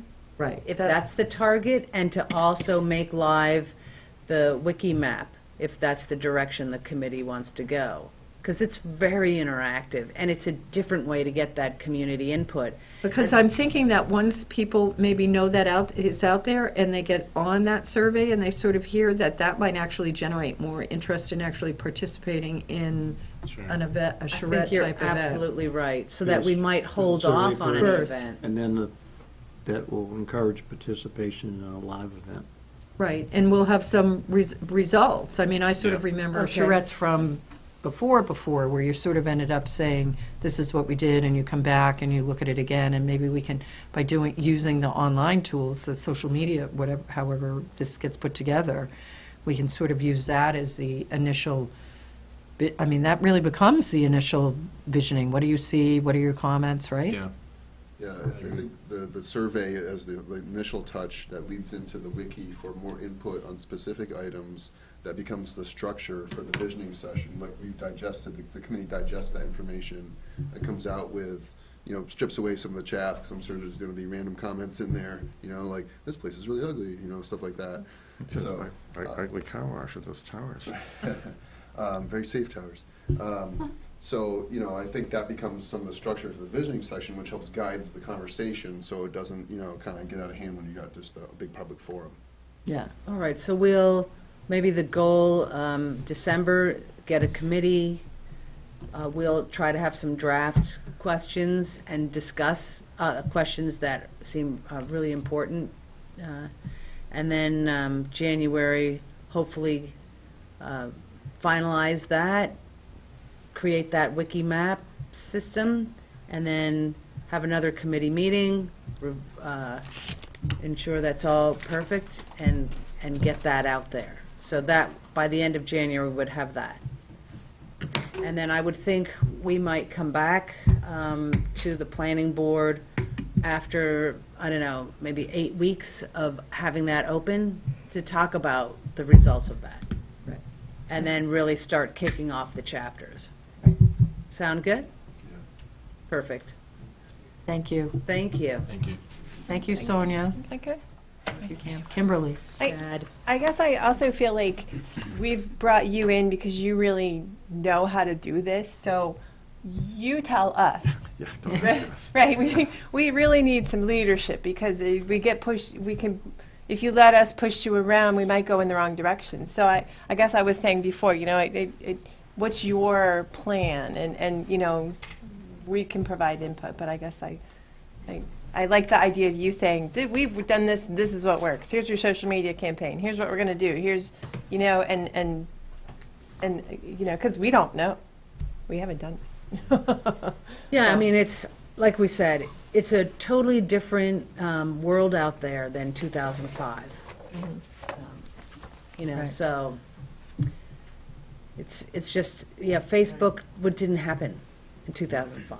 Right. Yep.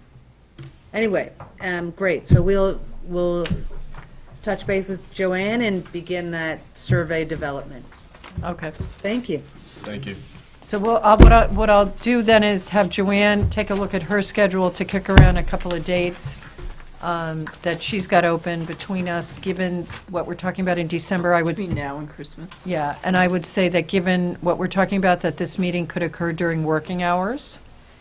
And we'll see if we can narrow down That would be some ideal. selections. That'd be great. Thank you. All right, thank you. Thank you very much. Thank you for sitting and waiting. Did we have one more item? There is a request to be a volunteer member of the planning board. Is that the only remaining item, Joanne? Yes. I can't remember. What is our procedure on dealing with these?